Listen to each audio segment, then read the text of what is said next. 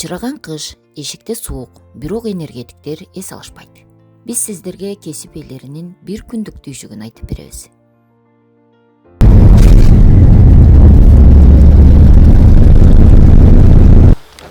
Meyli balдар, birinciden şu barınarga den soğuk bolsun. Беттик бул тышламышын ишне жакшылан эсен аман келип алды. Азыр экиге бөлүнөбүз. Силер УАЗ менен кызыл сууга барасыңар, тоо кызыл сууга. Биз жарымыбыз бул Канжыгага чыгабыз. Бул жер Калмакырчын айылы. Кыргызстан улуттук электр тармактар ачык акционердик коомунун филиалы Жалбат электр тармактар ишканасынын Көкөр Трейдинг кызматкерлери жумушун баштады. Кызыл сууну берип көрүңчү, анан земляга отурмас мен сразу эми реквизит өчүрүп коеюн. Таза өчүрүп туруп берип көрөйүнбү? Азыр реквизит өчүрдүм. Азыр берип көрөм, азыр кайра эмен көрүңчү, земля барбы жокпу? Бердим. Аз таза анда. Хорошо, бак биз кызыл сууга акботу келтирдик. Азыр эмне экен? Азыр Канжыга айылы таза экен. Азыр бияк Атбайка кызыл сууга акботко чыгып бул жакка кетебиз. Азыр Канжыга айылына свет берилди. Энергетиктер жол катар аба чубалгыларды, трансформаторлорду текшерип жүрүп олтурушту. Тоо кызыл суу айылы Жалал Абад облусунун Манас шаардык мэриясына караштуу Тайгараев муниципалдык аймактык башкармалыгына карайт. Деңиз деңгээлинен 1835 метр бийиктикте. Манас шаарынан 75 чакырым алыстыкта жайгашкан. Тоо кызыл суу айылы 7 кичи айылдан турат. Жалпы 120 кожолук бар. Климаты татаал, кышы оор болгондуктан энергетиктер кышкы тейлөөдө бир топ эле түйшүк тартат. Кандай кырдаал болбосун, кесип ээлери өз жумуштарын так аткарууга алышат. Кызыл суу, Тоо кызыл суу деген жакта жүрөбүз. Жолдор аябай татаал.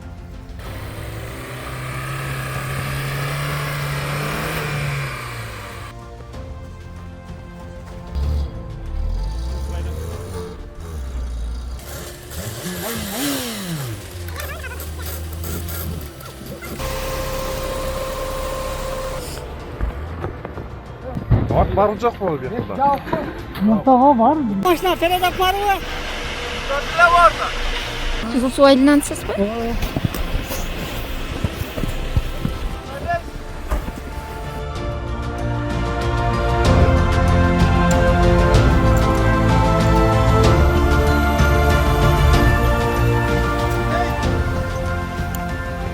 Биздин энергетиктер жөө жалаңдап баратат. Кызыл суу айылы. Албетте, бул жакта кар улуу болгондугуна байланыштуу машиналарыбыз чыга албай калды. Айыл тургундарынан ат сурап жол булабаса, улуу карда баруу кыйын болду. Кызыл суу айылы, кызыл суу федери высокий 10 киловольтус аварийный.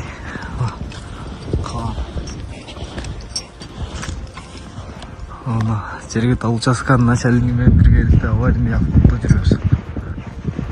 Кардын калыңы. Көкөр район электр тармактар ишканасынын жетекчиси Нурсултан Мыйзамов мамычаларды кол менен ташышканын бир эскерип алды. Бул жака 10 опора курганбыз, 10 опора менен деревянный. Бул жакта да 5-6 абонент бар. Ручной жөө лопатка менен казып, ат менен ташып чыгып, сүдүрөп чыгып курганбыз. Азыр кызыл сууда балдар обходдо жүрүшөт. Машиналар барып, кар көптүгүнөн тыгылып чыга албай, нарана жөө обходко чыгып кетишти. Бизде кар ушу кечке мал баштаган 22 кечинде. Бүгүн 23-ü түш оп алды, дагы деле кар жаап атат. Өрүмбаштан Курманбек фидерден авариялык өчүү болуп, түнү саат 1-де балдар обходко чыккан. Таңкы саат 5-тен 16 мүнөт өткөндө напряжение бердик толугу менен. Ошол боюнча уктабай тейлөөдө жүрүшөт. ар айылга чачырган энергетиктер уюлдук телефон менен байланышууда. Самаган.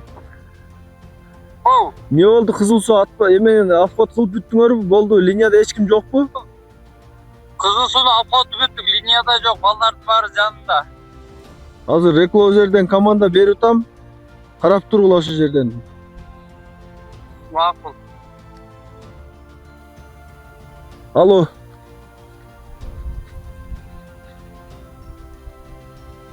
Алло. Алдыбы, берилди.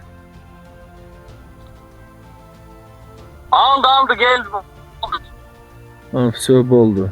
15-11 менен Атбайка кызыл сууга дагы башка напряжение бердик. Болду, калган жактар жакшы, өчкөн жерлер жок.